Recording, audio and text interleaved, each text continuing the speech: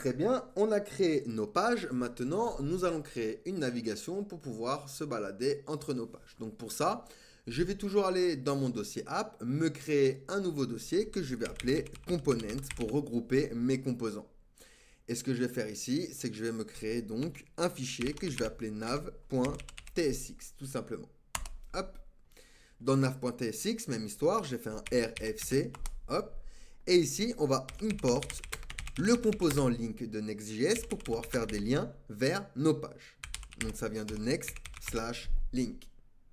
Donc directement dans le return, on va utiliser la balise sémantique nav. C'est bien pour le référencement SEO d'utiliser les bonnes balises. C'est bien pour la bonne pratique.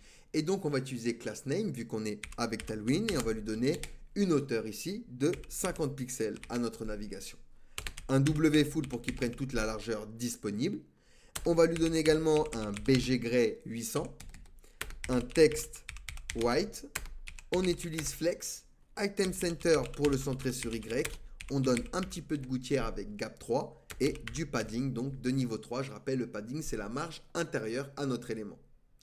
Ensuite ici, on va donc rentrer un premier link et attention, il va attendre un attribut important. Ici, ça va être donc href comme pour la balise A, donc la balise de lien pour le HTML. Donc ici, ça va pointer sur la page d'accueil. Donc ce sera simplement un slash comme ceci. Et à l'intérieur de notre encre de lien, je vais taper Firestore Database. Ensuite, je vais dupliquer, le link. Donc je vais me mettre sur la ligne. Je vais faire un Alt-Shift flèche du bas. Et à chaque fois que j'appuie flèche du bas, tout en restant appuyé sur Alt et Shift, ça va dupliquer ma ligne.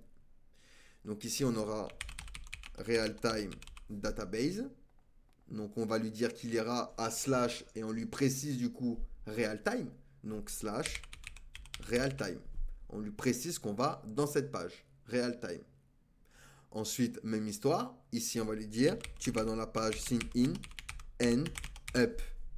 Et donc ici, on va mettre dans l'encre de lien par exemple le login. Et pour le dernier, donc, ce sera le dashboard. Et ici, donc, on va mettre slash dashboard. Donc maintenant, comment on va l'afficher? Est-ce qu'il faut que j'aille dans toutes les pages et que je l'importe? Non, on va utiliser justement le layout.tsx pour importer notre navigation. Donc pour ça, je vais venir faire un import nav, donc from component nav, et je vais aller donc afficher ma navigation juste avant mon children. Hop. Et hop. Et de cette manière, je vais avoir ici ma navigation qui apparaît, autant sur la page ici d'accueil, autant sur la page real time. J'aurai la page real time et j'aurai également ma navigation. Donc il sert à ça, le fichier layout, à structurer vos pages et vous pouvez donc créer des layouts d'ailleurs à vos pages, des layouts spécifiques, ça s'appelle des layouts imbriqués, mais ici on ne va pas en créer, on va simplement rester sur le layout principal.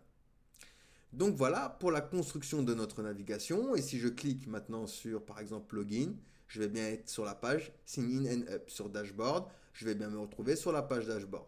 Sur realtime, donc realtime, et ici donc sur la page d'accueil. Donc voilà pour notre petite navigation. On aurait pu faire autrement, mais on utilise ici par exemple la balise link donc de next qui va attendre l'attribut href avec donc le chemin ici qui va correspondre à chaque fois à nos pages. Et vous l'avez vu, j'ai pu aller donc dans la page login et dashboard. J'ai pas de slash hot parce qu'ici ça l'a ignoré. D'accord? Parce que les parenthèses simplement c'est pour grouper des pages qui ont une correspondance.